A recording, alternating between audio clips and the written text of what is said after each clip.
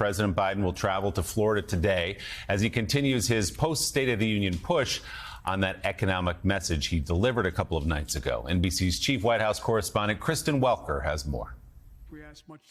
One day after addressing the nation, President Biden was out on the road in the Midwest testing his message. The backbone of this nation is strong. And I've said so many times, often told the Democrats and Republicans, we can actually work together.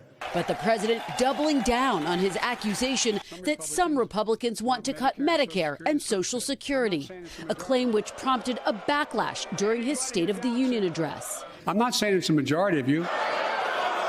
With conservative Marjorie Taylor Greene calling him a liar. In Wisconsin, Mr. Biden firing back. Marjorie Taylor Greene and others stood up and said, liar, liar. Reminds me of liar, liar, house on fire. In an interview with PBS overnight, the president asked about those interruptions during his speech. Did you expect that kind of reaction? From the folks who did it, I was. The vast majority of Republicans weren't that way. But, you know, there's still a significant element of what I call the MAGA Republicans. He also noted that Republican Senator Rick Scott had proposed cutting Medicare and Social Security last year. He says all federal legislation sunsets every 5 years. If the law is worth keeping, Congress can pass it again.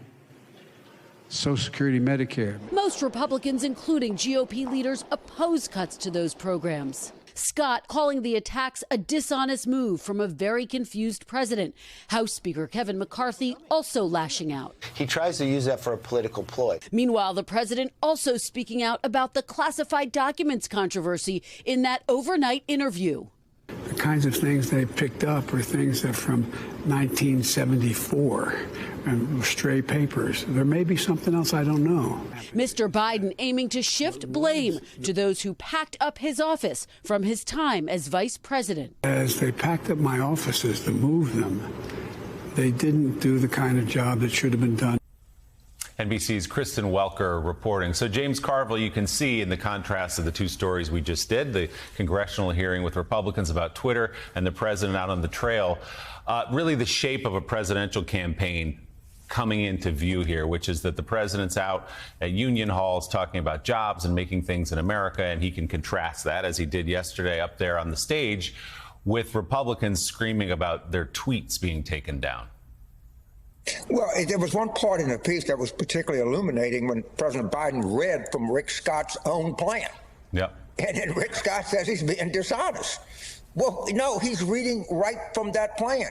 And every Democratic strategist knew about this. Kevin McCarthy said in October during the election that they were going to force cuts to Social Security and Medicare. They've been doing this forever. And, of course, the president's got to go through his head. These people cannot be this stupid, can they? And the answer is yes. I mean, they set a trap, and they just walk right into it. Mm-hmm. It's unbelievable. And I think that, again, Willie, you went to Vanderbilt. I couldn't get into that school. But these people, I don't think they could pass gas at a state teachers college. I mean, they're really.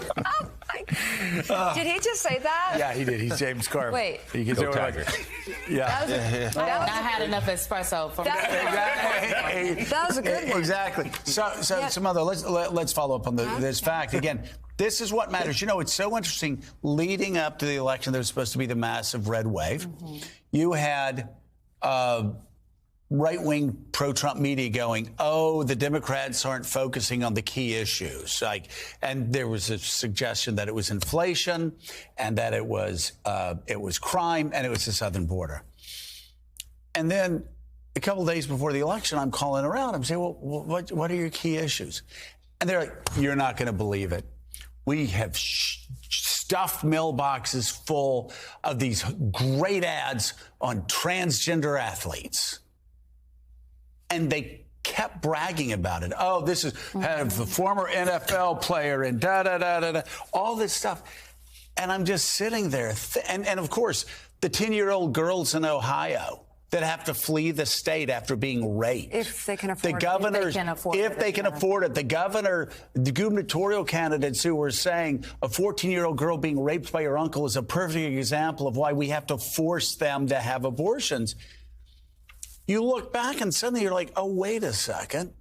It's actually the Republicans that just can't stick to the issues that matter to Americans. I think it was true in the midterm elections. I think it's true now in these House oversight hearings. And I think it has been true in the last 2 elections. The culture wars have always been the playbook, in my opinion, for this modern day Republican Party apparatus. Right. Where is the tax plan?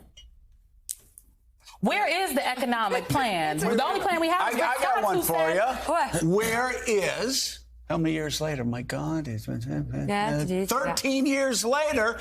Where is their plan for health care? Oh, we have a better plan than the Obamacare We're gonna plan. get rid of it We've got and our replace plan, and it's coming out next month to replace and make better. There's never been a plan. one. The culture They have wars no have been plan. the playbook, but I think what the Republican Party apparatus has benefited from is that if you look at polling, for example, over not just now, I'm talking about over the course of years, the American people do believe that they are better on taxes, that Republicans are better on the economy, right. Even though there has been no substantial pieces of legislation, no plan to substantiate those claims. They just say it, and if you say it enough, people believe that it's real, which is why I think it is very important what the president did in his State of the Union speech, and what the president, the vice president, and the cabinet are doing going across the country. They are reiterating and reinforcing in places large and small, rural and urban areas, what the president said we have done. He's like, this is what we've done, and this is what we want to do. And it is very important to meet people where they are in their local communities. I do think, though, that my former colleagues should not be there's a lot of brash and bravado, particularly when we look at the Oversight Committee, and folks are like, oh, you all know. Folks are like, we're happy about what we see. They don't say it on the record, but everyone will say it off the record or on Deep Background. And the reality is that what the Oversight Committee could potentially damage the president. And I do think that there are people in that building that know that. There are when it comes to the documents, the American people have not parsed out the difference between what Donald Trump has done, criminal, and what the president did. Happened to just find him in the office, somebody else, and gave him back like he's supposed to do. Right. And I think the lack of nuance in some of these things for the American people could potentially be damaging. And so they have to do what they've been doing. The president out there talking about the things, being highbrow, but lest we have so much bravado that we don't think that they couldn't do something. So James Carville, let's talk a little bit. Smell brought up these wedge issues, these red hot social issues. Let's just talk about how political pundits like me and others have gotten things wrong for 20, 25 years. Because what you hear time and again is, the Democratic Party too far left on social issues. Take abortion, take guns, it scares people in middle America. Well, now we have proof. We got proof. The dog caught the car, and it was an ugly sight, right? 50 years fighting to take away the right to choose for women. They got their wish, and it just completely politically blew up in their faces. You look at guns. We all hear guns. You can't talk about guns because you're going to lose voters in this state and that state. Man, the polls overwhelmingly show support for universal background checks and other things. I think we all get it, not all of us, but I think a lot of us got it wrong through the southern border. They talk about the southern border every 2 years. They lose elections every 2 years. American voters obviously aren't as scared of these things as Republicans think they are. Well, Jeff, you remember 1994, Senator Biden, President Clinton passed the assault weapons ban. And we won an election in 1996. All right, the country you couldn't have assault weapons in this country for 10 years. People wanted, they went to gun clubs.